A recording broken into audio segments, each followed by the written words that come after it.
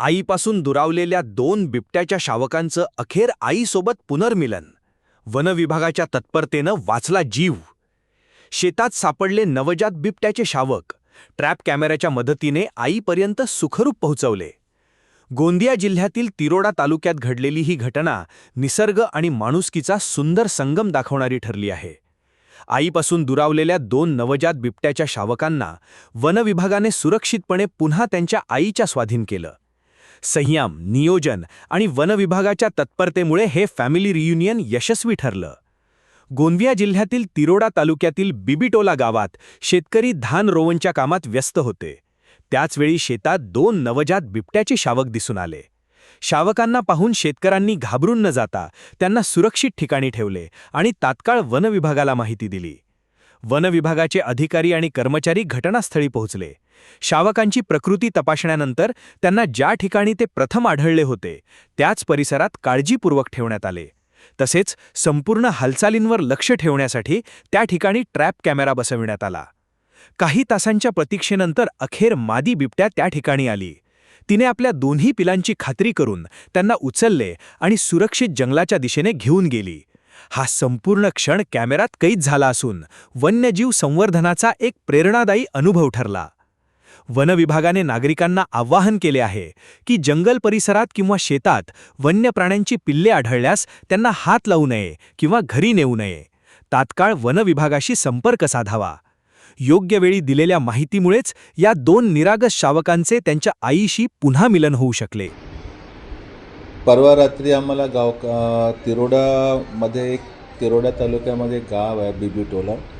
तिथनं आम्हाला सूचना मिळाली की एका शेतीच्या आवारामध्ये दोन बिबट्याचे पिल्लू, तिथे एकदम लहान पिल्लू जसं नुकतेच जन्म घेतलेले तिथे आम्हाला मिळाले. तिथे लोकांना मिळाले. गावच्या लोकांनी आम्हाला सूचना केली. त्यानुसार खरं काय, वस्तुस्थिती खरी काय खोटी काय हे तपासण्यासाठी मी तिथे माझी RRT टीम, माझे तिरोडा राऊंड ऑफिसर त्यांची टीम, गोंदियाचा रेंज ऑफिसचा स्टाफ, परत तिथले जे बफरचे जे RFO आहेत आपले रविकमल भगत साहेब, त्यांना आमचे जे वरिष्ठ आहेत DCF सर आणि ACF सर यांच्या मार्गदर्शनाखाली आम्ही ती मोहीम व्यवस्थित राबवली. महत्त्वाचं म्हणजे तिथे आम्हाला माहिती होती तिथे गावच्या लोकांचा खूप मोठा जमाव होता. सर्वात पहिले गावच्या लोकांचा जमाव हटवणं फार गरजेचं होतं. गावचे लोक पण ऐकायला तयार नाही. म्हणून आम्ही त्या पिल्लांना आमच्या कस्टडीमध्ये घेऊन आम्ही त्यांना बोंडराणी नाक्यावर घेऊन गेलो. सायंकाळपर्यंतची वाट बघितली. मग तिथून आम्ही त्यांना सुखरूपपणे ते बिबटचे पिल्लू ते जिथे मिळाले आम्ही तिथेच नेऊन सोडले, जेणेकरून त्यांची आई येऊन त्यांना घेऊन जाईल. मग आम्ही तिथे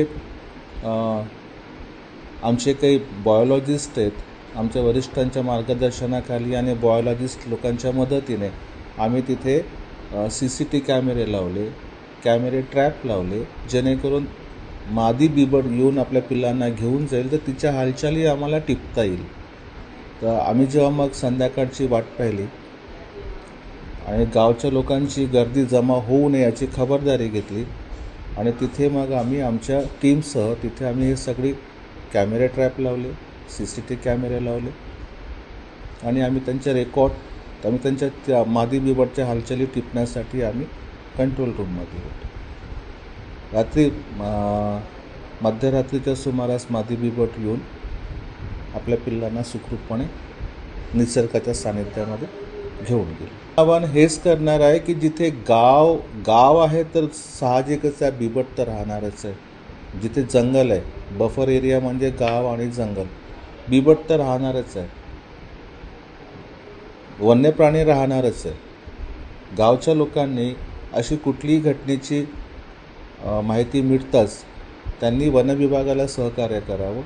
त्यांनी घाबरून न जाता किंवा कुठलाही हिंसक मार्ग न पत्करता वनविभागाला अगोदर सूचना द्यावी, जेणेकरून वनविभाग वन्य प्राण्यांना सुखरूपपणे निसर्गाच्या सानिध्यामध्ये सोडून देण्यास तत्पर राहील.